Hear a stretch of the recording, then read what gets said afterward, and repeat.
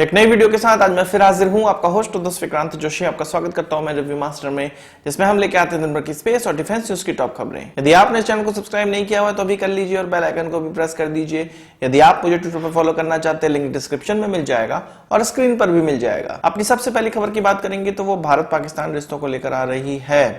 आपको पता है कि पाकिस्तान ने, ISI ने ऑलरेडी भारत के खिलाफ जम्मू कश्मीर में ड्रोन का इस्तेमाल करना स्टार्ट कर दिया है और इन ड्रोन के माध्यम से अभी तक हमने देखा है कि वो हथियार भारत तक पहुंचाते हैं। अब ISI और पाकिस्तान जम्मू कश्मीर में एक्टिव जो टेररिस्ट ग्रुप हैं, जैसे कि जैसे मोहम्मद, हिजबुल मुजाहिदीन, इन सभी को ड्रोन के माध्यम से बम ड्रॉप करने की जो ट्रेनिंग है वो दी जा रही है। उन्होंने ये जो सीखा है कि ड्रोन के माध्यम से, क्वाडकॉप्टर के माध्यम से बम किसी स्थान पर गिराया जा सकता है, वो ISIS को देखते हुए सीखा है और ISIS इस प्रकार की चीजें सीरिया में करता था। तो इसी प्रकार की कुछ टेक्निक अब पाकिस्तान भी इस्तेमाल करना चाहता है। कुछ दिनों पहले मैंने आपको खबरों में बताया था कि भारत अपने जितने भी जवान LOC पे तैनात हैं, LOC से दूर और LOC पर, इन दोनों ही प्रकार के जवानों को इस प्रकार की ट्रेनिंग दी जा रही है जिससे कि वो ड्रोन को मारकर गिरा सकते हैं। तो पाकिस्तान के किसी भी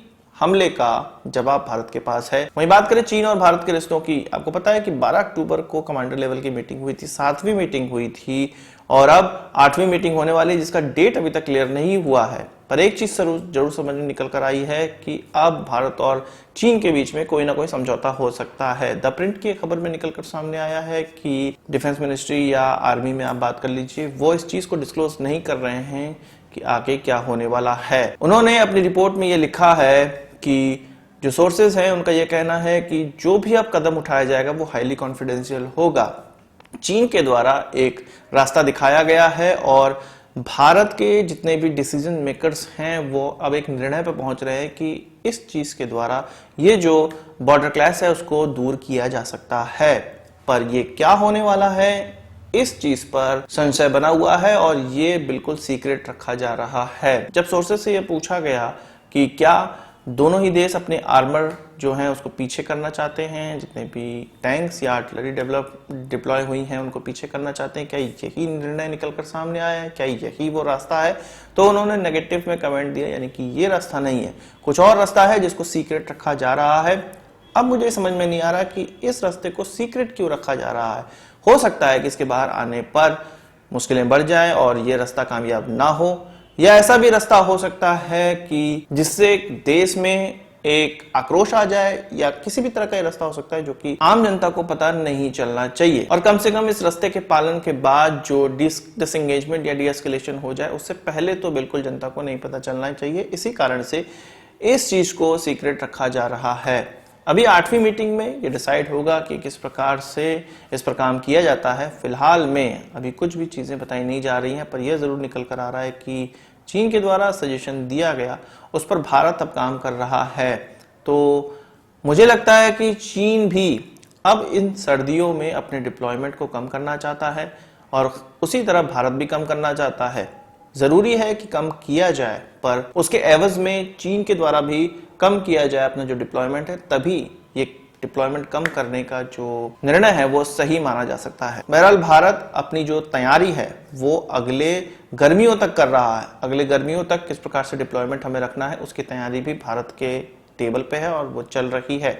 साथ साथ ये जो चीन के साथ डीएस्केलेशन है उस पर भी बात चल रही है। वही बात करते हैं क्वाड की। आपको पता है कि भारत, अमेरिका, जापान और ऑस्ट्रेलिया, इन 4 जो बड़ी डेमोक्रेसी है इंडो पैसिफिक रीजन में, उनमें जो सहयोग है उसको क्वाड कहा जा रहा है। और अभी अभी ऑस्ट्रेलिया भी मालाबार एक्सरसाइज में अब भाग लेने वाला है, जो कि बहुत बड़ी नेवल एक्सरसाइज होती है।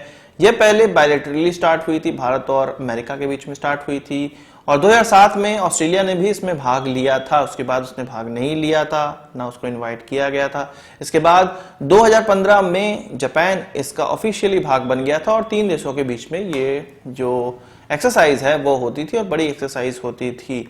अब ऑस्ट्रेलिया को भी इसमें इंक्लूड कर लिया गया और ऑफिशियली इसमें उनको कन्वे कर दिया गया है मैसेज। ये सारी जानकारी आप जानते होंगे ऑस्ट्रेलिया की तरफ से। अब इसके लिए कमेंट्स आ चुके हैं। उन्होंने कहा है कि ये एक माइलस्टोन है और इसके माध्यम से एक कॉपरेशन जो है चारों बड़ी डेमोक्रेसीज के बीच में इंडो पैसिफिक रीजन में वो निकल के सामने आएगा। और आपको मैं बता दूं कि भारत के द्वारा इन तीनों कंट्रीज अमेरिका, जापान और ऑस्ट्रेलिया के साथ लॉजिस्टिक पैक्ट पे साइन है।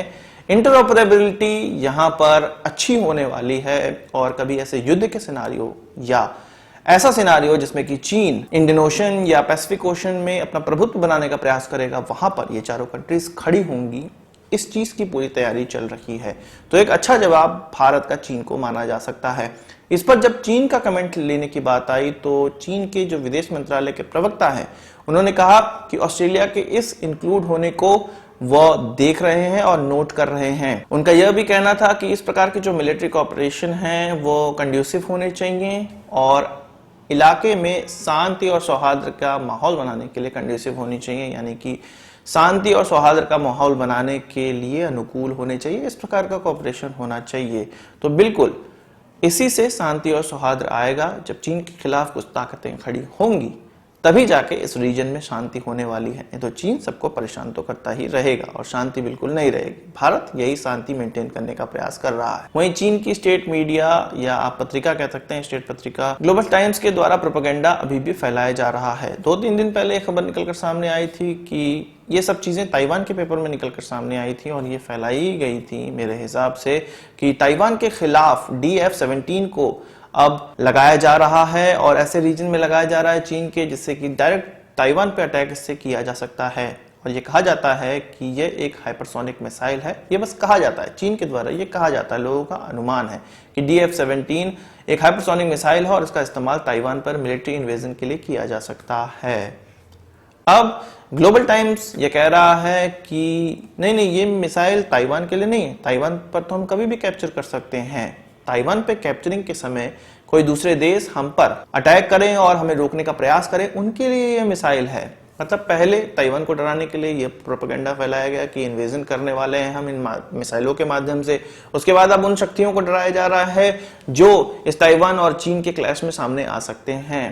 तो अमेरिका को तुम नहीं डरा सकते हो इन अपनी छोटी मोटी मिसाइलों से, या भारत को तुम इतनी छोटी मोटी मिसाइलों से नहीं डरा सकते हो। इनफैक्ट ताइवान तक को नहीं डरा सकते हो। चीन में इतनी कैपेबिलिटी नहीं है कि वो ताइवान पे अभी अटैक कर सके। 50 साल गुजर चुके हैं, अभी तक वो ताइवान पे कैप्चरिंग नहीं कर पाए हैं। अगर वो सोच भी रहे हैं तो बहुत गलत सोच रहे हैं। उनको ये पता होगा कि ताइवान वो किसी भी तरह से वो अपना भाग नहीं बना सकते हैं। अमेरिका का यहाँ पर बहुत बड़ा हस्तक्षेप है जिससे कि पार पाना उनके लिए अभी पॉसिबल नहीं है। और दूसरी बात, भारत के साथ जिस प्रकार के रिश्ते हैं, इसके अलावा अन्य देशों के साथ भी जो रिश्ते उनके चल रहे हैं, वो अभी पॉसिबली किसी भी वॉर में जाने लायक नहीं है। वही बांग्लादेश ने हमारे प्रधानमंत्री को अपने इंडिपेंडेंस डे के लिए इन्वाइट किया है। उनके विदेश मंत्रालय ने इन्वाइट किया है। 26 मार्च को उनका इंडिपेंडेंस डे मनाया जाता है। अगले साल जो इंडिपेंडेंस डे मनाया जाएगा, उनके विदेश मंत्री का यह कहना है कि जो बांग्लादेश की जीत थी, जो स्वतंत्रता की लड़ाई थी, वह भारत की भी जीत थी और दोनों ही देशों को इस जीत को एक साथ सेलिब्रेट करना चाहिए। इसलिए भारत के प्रधानमंत्री को इसके लिए इनवाइट किया गया है। अभी भारत की तरफ से इस पर कोई डिसीजन नहीं आया है, कोई रिप्लाई नहीं आया है, पर पॉसिबली ये माना जा रहा है कि भारत के प्रधानमंत्री जरूर जाएंगे, हमारे प्रधानमंत्री बांग्लादेश जरूर जाएंगे और जाना भी चाहिए। वहीं वीडियो को खत्म करते करते हिस्ट्री में झांक लेते हैं और 20 अक्टूबर 1962 का दिन, जो कि आज का दिन है, 1962 के समय में चीन ने भारत पर आक्रमण किया था और इसके बाद आप लोग जानते ही हैं कि क्या हुआ था। तो इस दिन को हमें जरूर याद करना चाहिए। और आज की क्या स्थिति है, स्टैंड ऑफ अभी भी चल रहा है और पुरानी स्थिति में आज के दिन हम पे अटैक हो गया था। तो आज की इस वीडियो के लिए बस इतना ही। आशा करता हूँ कि वीडियो पसंद आई होगी। आप इसको एक बड़ा थम्स अप जरूर देंगे। इस वीडियो संबंधित कोई सवाल सुझाव हो कमेंट बॉक्स में जरूर लाइएगा और यदि आपने हमारा चैनल तो सब्सक्राइब नहीं किया उसे भी कर लीजिए, क्योंकि हम इस प्रकार की वीडियो लाते रहते हैं। नमस्कार, थैंक यू, जय हिंद।